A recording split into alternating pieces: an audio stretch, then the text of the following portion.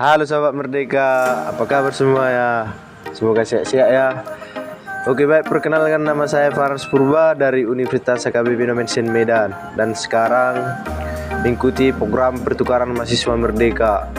Nah, saya diterima di Universitas Pajar, tepatnya di Makassar, Sulawesi Selatan. Nah, di sini kami melakukan kegiatan kebinekaan, yaitu menelusuri naskah isi Lagaligo. Nah, sedikit saya jelaskan mengenai isi naskah Lagaligo. Isi naskah Lagaligo adalah karya tulis dan karya lisan. Panjang ceritanya mengalahkan kisah perang saudara Mahabharata atau India. Kisah ini berasal dari Sulawesi Selatan dulu, berturut tentang asal-muasal kehidupan manusia di bumi. Penulis Lagaligo yaitu Surek Lagaligo. Di Lagaligo atau disebut juga Lagaligo adalah sebuah epik mitos penciptaan dari peradaban Bugis di Sulawesi Selatan, sekarang bagian dari Republik Indonesia, yang ditulis oleh Caleg Puje pada abad ke-19 dalam bentuk puisi bahasa Bugis kuno, ditulis dalam aksara Lantasa Bugis kuno. Naskah Lagaligo merupakan tradisi lisan masyarakat Sulawesi Selatan yang diturunkan dari generasi ke generasi, sebelumnya dikenal aksara.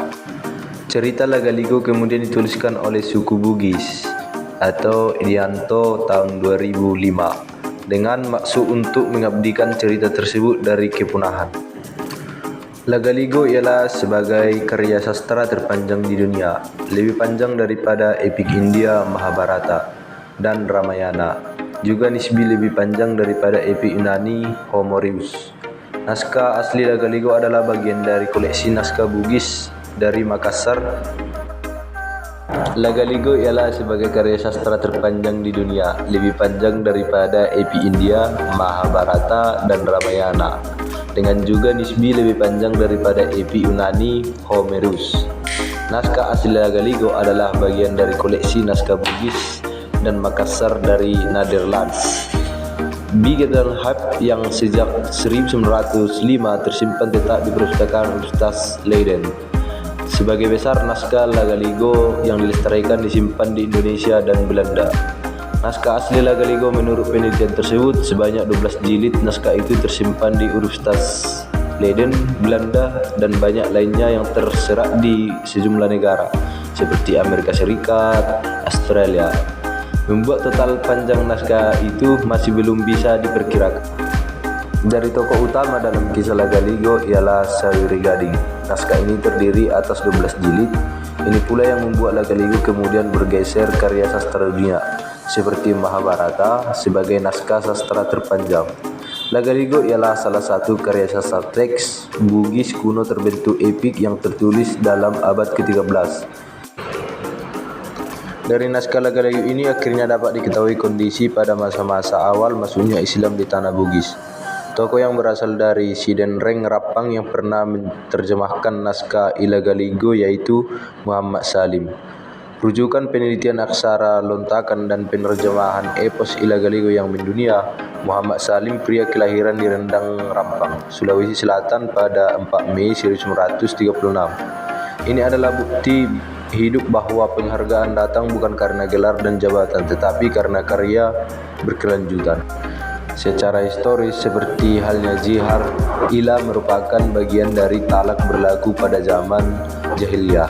Secara terminologis, ila adalah sumpah seorang suami yang memiliki hak talak untuk tidak mengulungi istrinya, baik dalam tempo tak terbatas maupun dalam tempo 4 bulan. Penulis naskah Lagaligo adalah Colik Pujia, merupakan salah satu pejuang wanita asal Sulawesi Selatan. Namanya terukir dalam sejarah sebagai penyalin naskah Lagaligo hingga 12 jilid atau 1/3 dari keseluruhan naskah. Colik Pujia bernama lengkap Retna Kencana Jolik Pujia Arong Pancana Toa Mataroi Rita Cai. Dan penulis karya sastra Bugis Lagaligo, seorang bangsawan Bugis, kelahiran tahun 1812 dan meninggal pada tanggal 11 November 1876. Colik Pujia yang menyunting naskah lontarak Bugis kuno Lagaligo setebal 2850 halaman. Masyarakat Bugis menyebut juga Surek Lagaligo, Lagaligo, Surek Saleang atau bicarana Saweri Gading. Tokoh utama dalam kisah Lagaligo adalah Cucu Batara Guru. Cerita dimulai dari dunia yang kosong dan turunnya bata Sawaregadingrah guru ke bumi. Kesimpulan dan rangkuman pada naskah Laga-Lagi ini yang saya dapat yaitu warisan budaya yang berharga dan perlu dilestarikan sebagai entitas budaya Bugis di Indonesia, dan upaya-upaya pelestarian perlu dilakukan secara komprehensif dan berkelanjutan agar generasi mendatang dapat terus menikmati dan belajar dari nilai-nilai luhur yang terkandung dalam naskah ini. Sekianlah video singkat saya tentang kegiatan kebinekaan kami di sini dan penjelasan singkat tentang naskah Illegaligo. Saya pamit undur diri dan saya mengucapkan terima kasih.